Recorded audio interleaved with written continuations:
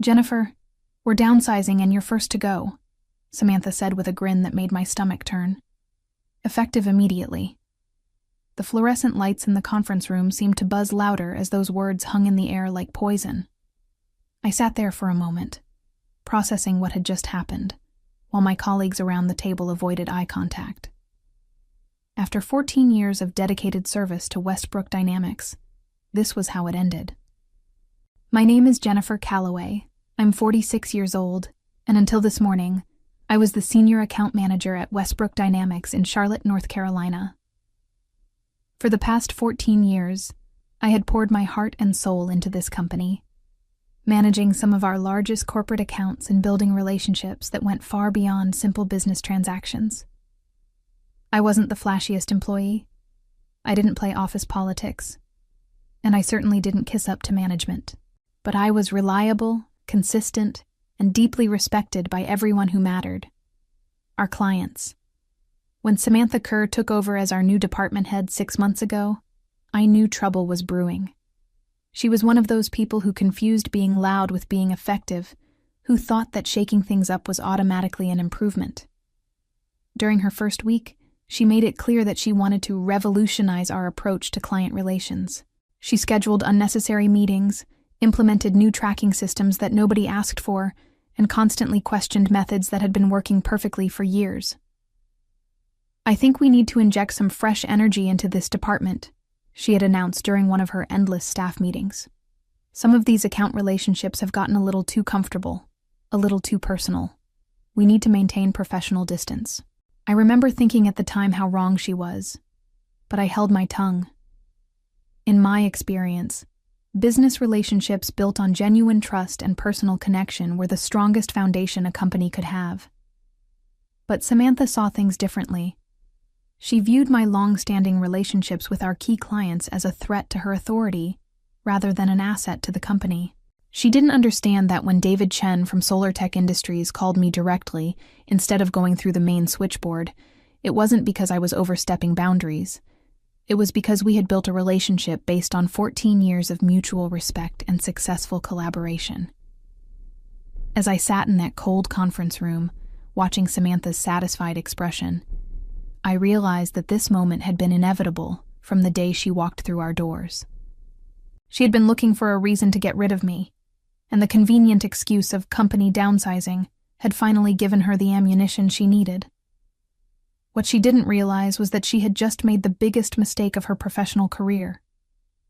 Looking back, I should have seen the signs earlier. The way Samantha would interrupt my client calls, insisting on being included in conversations that had been perfectly fine without management oversight for years.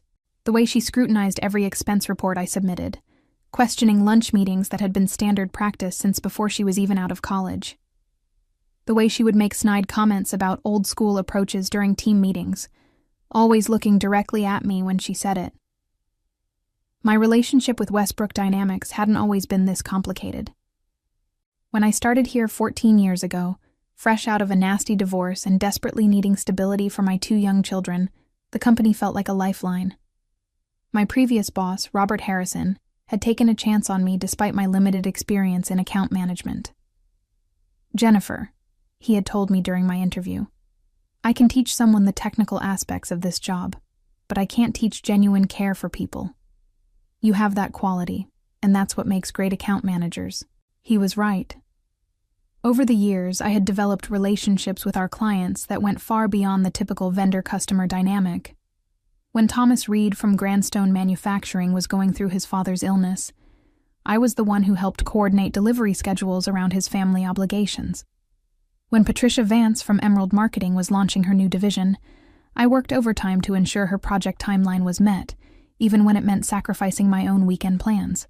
When Michael Torres from Nexus Development was celebrating his daughter's graduation, I was the one who remembered to ask about it during our quarterly review meeting.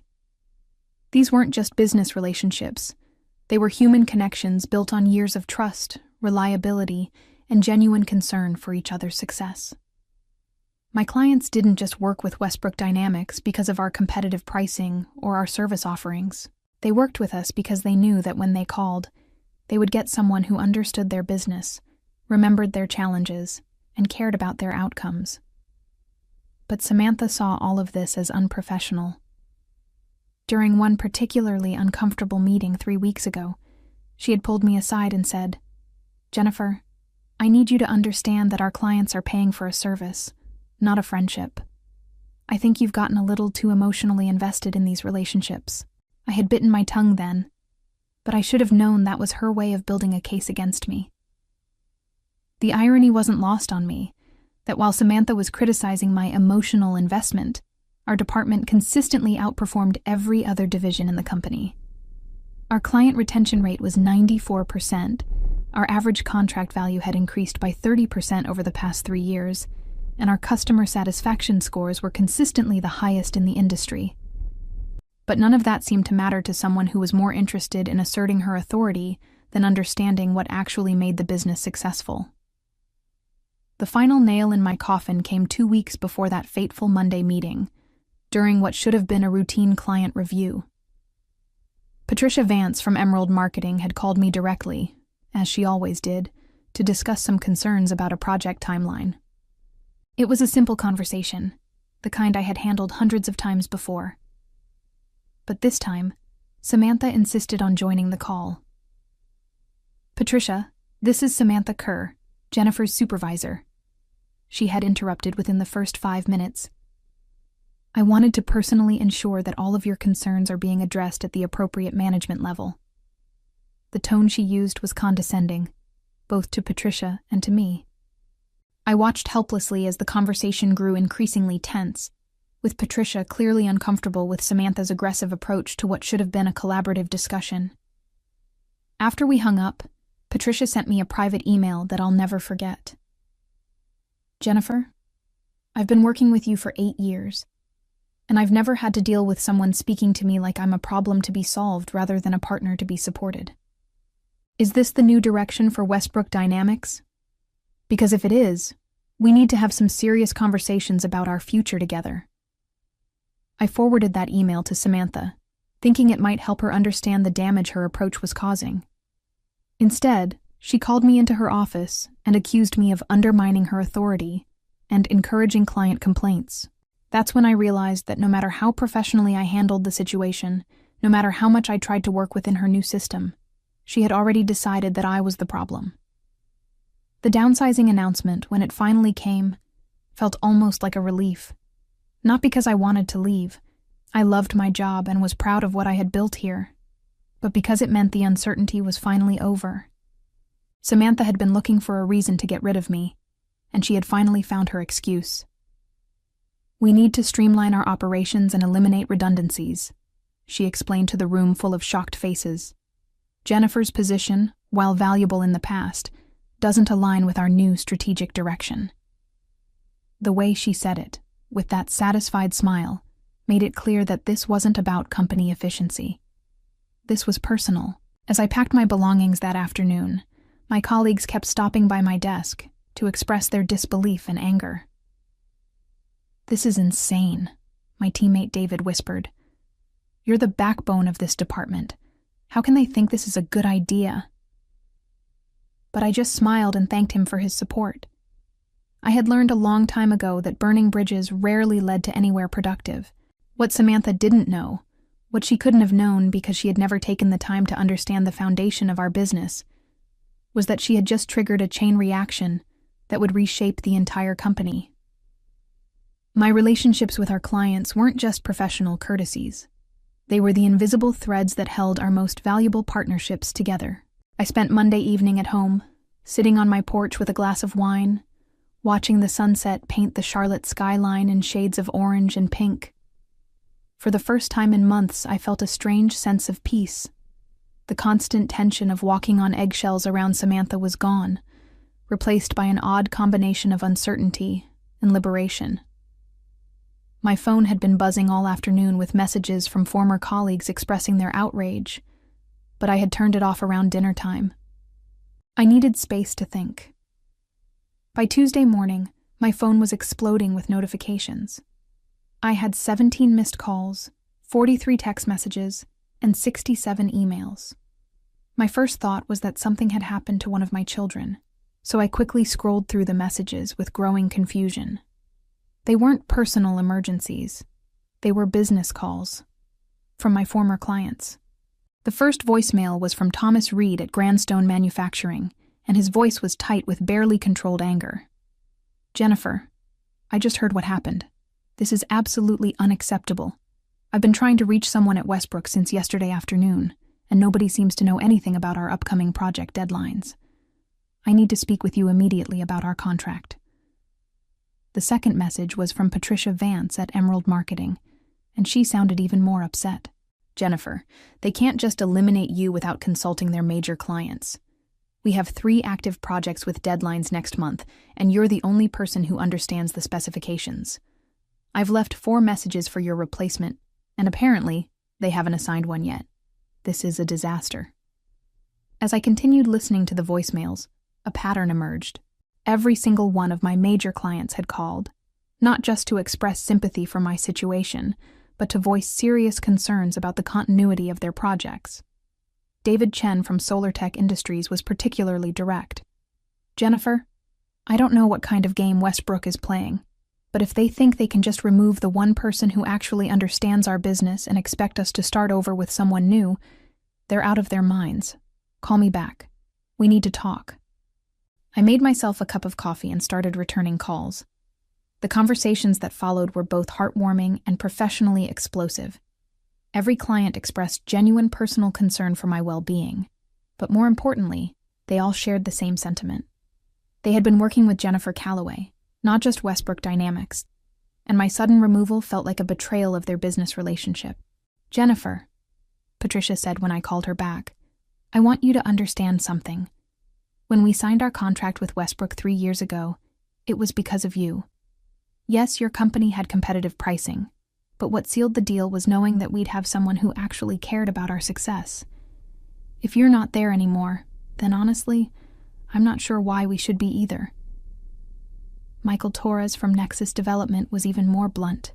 "I've been in this industry for 25 years, he told me. "I've worked with dozens of vendors, and most of them see us as just another account number. You've always treated us like a partner. That's not something you can just replace with whoever they pull from their staff roster." By noon on Tuesday, I had spoken with all 5 of my major clients, and the message was unanimous. They wanted me to know that their loyalty had been to me personally, not just to the company I worked for. Several of them asked if I was planning to land somewhere else soon, because they would be very interested in continuing our business relationship in whatever form that might take. That's when I realized that Samantha had made a catastrophic miscalculation. She had assumed that client relationships were interchangeable, that the value I brought to the company was easily replaceable with someone else who could read from the same scripts and follow the same procedures. She didn't understand that business relationships, particularly in our industry, were built on trust that took years to develop and could be destroyed in an instant. Wednesday morning brought the first wave of formal consequences. I was having breakfast when my phone rang with a call from Patricia Vance, but this time her tone was purely business. "Jennifer, I wanted to let you know that I'm sending a formal letter to Westbrook Dynamics this morning, requesting an immediate meeting to discuss the future of our contract. After yesterday's conversation, my team and I spent the evening reviewing our agreement, and we discovered that there's a clause allowing us to terminate for cause if there are material changes to the service team without our consent."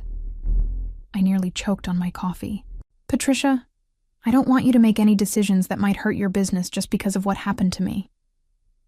This isn't about loyalty, Jennifer, though I appreciate everything you've done for us over the years. This is about protecting our business interests. We have critical projects launching next quarter, and the institutional knowledge you've built about our operations isn't something that can be transferred in a training session. If Westbrook wants to maintain our partnership, they need to figure out how to get you back involved, whether that's reversing their decision or arranging some kind of consulting agreement." An hour later, David Chen called with similar news. "Jennifer, I'm formally requesting a contract review meeting with Westbrook's senior management. If they can't provide adequate assurance that our project timelines and quality standards will be maintained without you, then SolarTech will need to explore other options. I've already had my team reach out to 3 of your competitors for preliminary discussions." By Thursday, the situation had escalated beyond anything I could have imagined.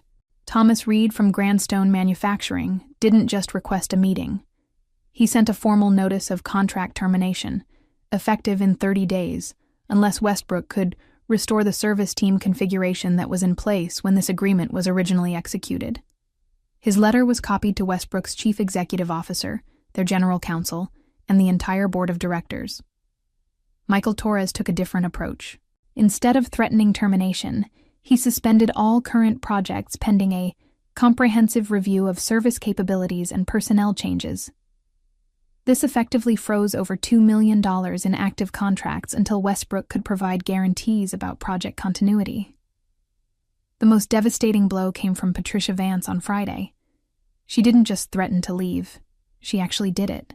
Her termination letter was short and professional. Due to material changes in account management personnel without client consultation, Emerald Marketing is exercising its right to terminate this agreement effective immediately. We will be transitioning our business to a vendor who can provide the level of personalized service and institutional knowledge that our projects require. That same day, I received a call from someone I hadn't expected to hear from. Robert Harrison, my former boss who had retired 3 years earlier. "Jennifer," he said, "I hope you don't mind, but Patricia Vance called me this morning. She wanted my perspective on the situation at Westbrook. And she also wanted to know if I had any recommendations for alternative vendors." He paused for a moment before continuing. "I told her that the best vendor I could recommend was you, if you were interested in starting your own consulting practice." The idea hadn't occurred to me before, but as Robert explained it, the concept made perfect sense. You have the relationships, you have the expertise, and you have the trust. All you need is the business structure. Patricia indicated that if you were to start your own firm, Emerald Marketing would be very interested in becoming your first client. By the end of that week, I had received similar inquiries from 3 other former clients.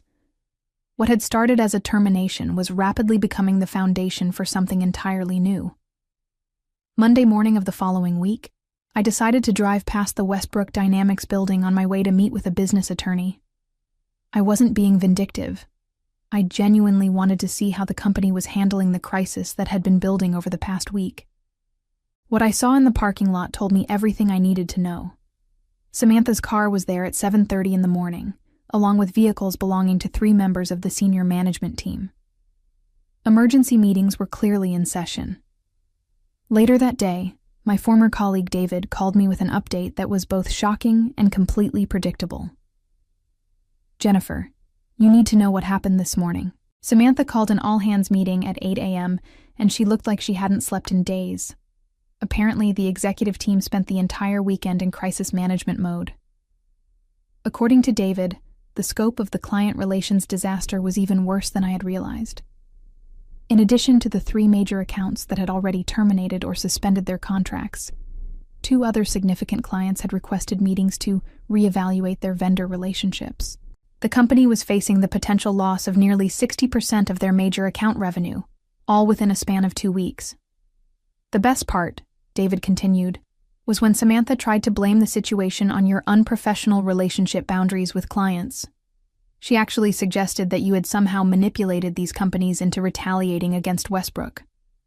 The executive team didn't buy it for a second. Chief Executive Officer William Bradford had apparently asked some very pointed questions about how the department head could have been unaware of the extent to which major client relationships were tied to individual personnel. When Samantha couldn't provide satisfactory answers, he asked for her resignation, effective immediately. "Jennifer," David said, "Bradford specifically asked me to get your contact information. He wants to schedule a meeting to discuss options for bringing you back, possibly with a significant promotion and salary increase." I thanked David for the information, but I had to smile at the irony. 2 weeks ago, Samantha had been so confident that I was expendable. Now the entire executive team was scrambling to undo the damage her decision had caused. But the truth was, it was too late for Westbrook Dynamics. Not because I was vindictive, but because the business landscape had already shifted. That afternoon, I met with Patricia Vance and Michael Torres to finalize the terms of my new consulting firm, Callaway Client Relations. Patricia had agreed to provide startup capital in exchange for guaranteed priority service, and Michael had offered to serve as a reference for other potential clients. Within 3 days, I had signed agreements with 4 former Westbrook clients, with 2 more companies expressing serious interest. The real validation came on Thursday, when I received a call from David Chen. "Jennifer, I wanted you to know that SolarTech has decided to terminate our contract with Westbrook effective next month. But more importantly, I wanted to ask if you'd be interested in a very different kind of business arrangement." What David proposed was beyond anything I had imagined. SolarTech was expanding their operations and needed someone to manage relationships with multiple vendor partners. Instead of just hiring me as a consultant, they wanted to bring me on as their vice president of vendor relations, with a salary that was nearly double what I had been making at Westbrook. "The position is yours if you want it," David said. "But I wanted to run it by you first, because I know you've got your own consulting firm getting started." For the first time since this whole ordeal began, I found myself facing a choice between 2 excellent options, rather than scrambling to recover from someone else's poor decision.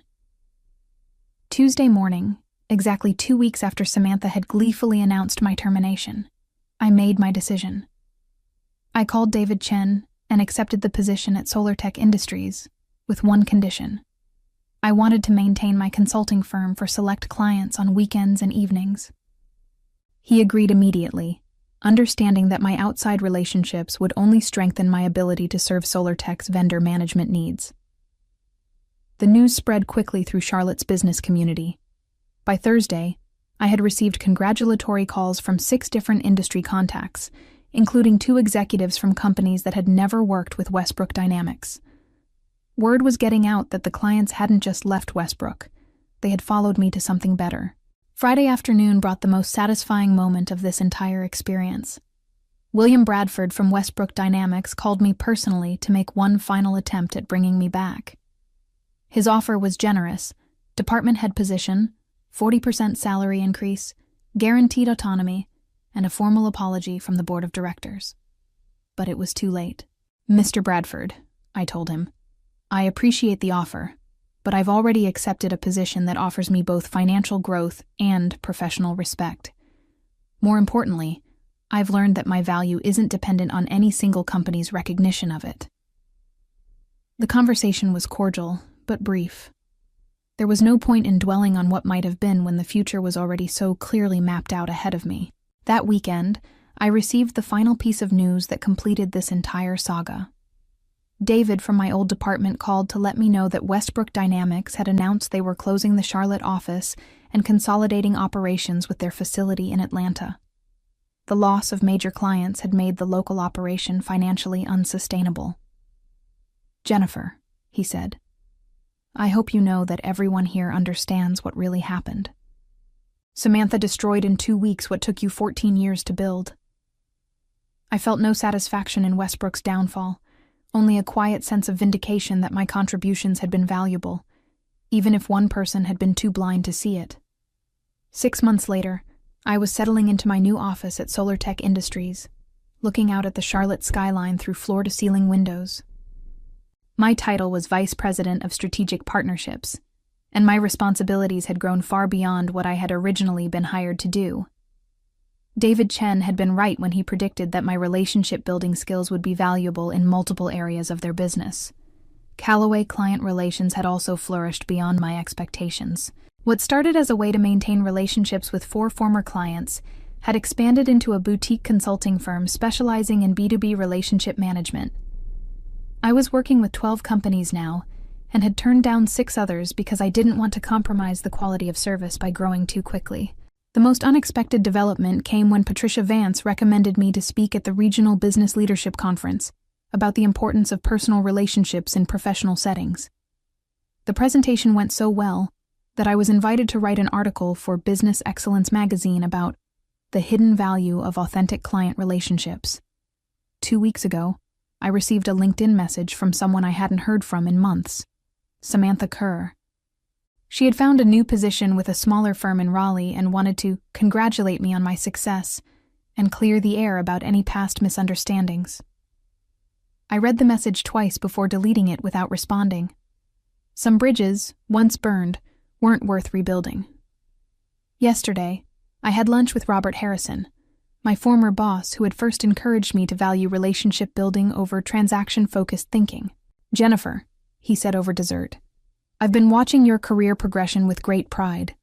You've proven that doing the right thing, even when it's not appreciated, eventually leads to recognition from people who matter." Looking back on everything that happened, I realized he was absolutely right.